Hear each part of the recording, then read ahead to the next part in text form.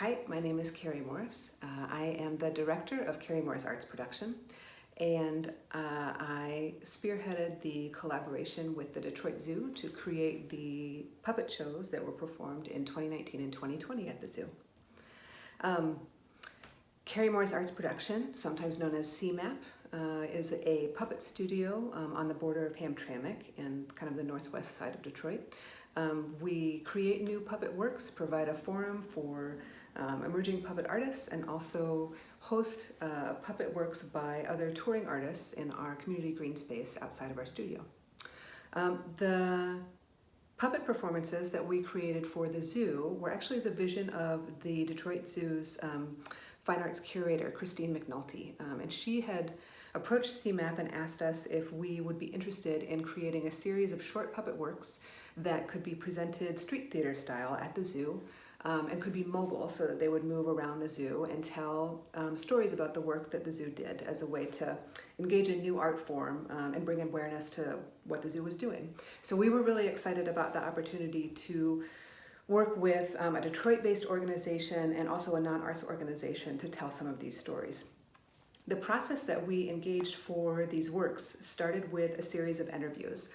Typically, the zoo staff would identify whether it was specific animals in their care that they were interested in featuring as part of the narratives that we were going to develop, or in 2020, they asked us to think about specific issues related to habitat destruction and environmental sustainability. The process that we would use to create these performances would start with a series of interviews.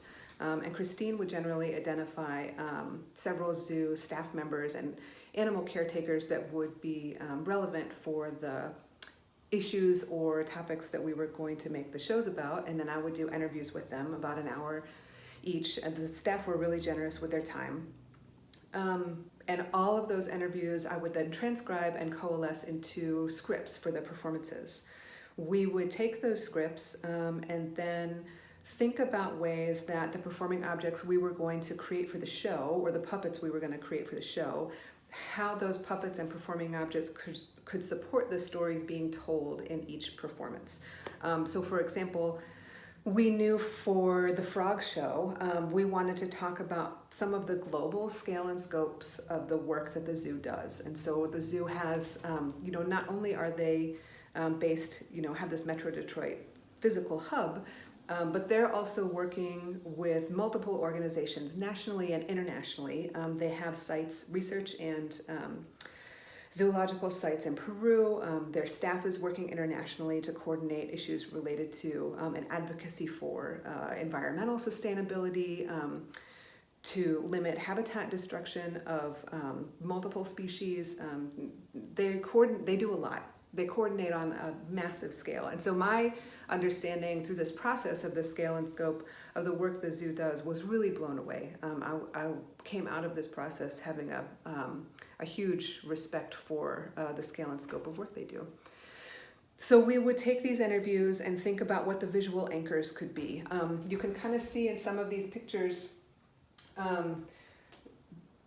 Lindsay will talk in her interview on another video for this series about the style of Cranky, the puppet style that was decided on in order to be able to give viewers visual information about a bunch of different backdrops and a bunch of different locations that multiple frog species will inhabit. And because that was one of the really important points that we wanted to get across with that show.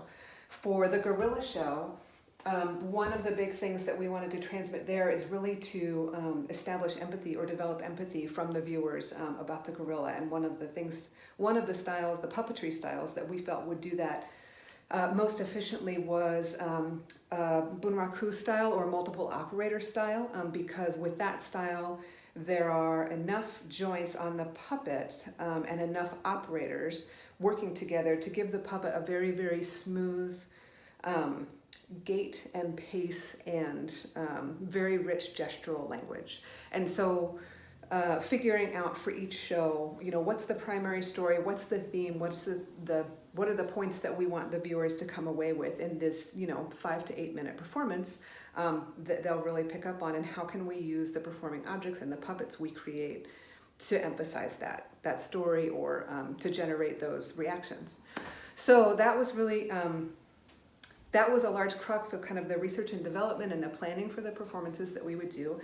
Once we had the scripts and kind of those visual anchors and performing object anchors for the show, we would then work to make a scene list. Lindsay would use that scene list as a way to create her storyboard images. We would send the storyboard images to the zoo along with the script for feedback, and then go through multiple feedback rounds until we were all satisfied that everything looked good and was in line with the work being done around this issue or for the care of these specific animals. And then once we had the green light on an approved storyboard, we would begin the build, which was pretty cut and dried. It was based on the storyboards that we had created. And all of the performers and puppeteers would then be sent a copy of the storyboard as well as the script. Each of the performances took about 30 hours of rehearsal.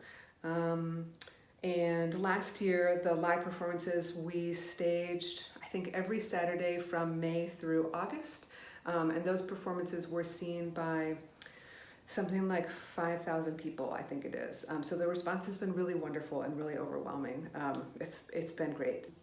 For us, this collaboration has been part of a series of performances, puppet performances, that CMAP has had an opportunity to create over the past few years that are based on interviews with Metro Detroit community members and residents. And we were so grateful for the generosity of the Detroit Zoo staff and leadership to include us in the project, and also just grateful and thankful for as much time and energy and resources, whether they were providing interviews or feedback notes or tours around the facilities or research links or just enthusiasm for the project.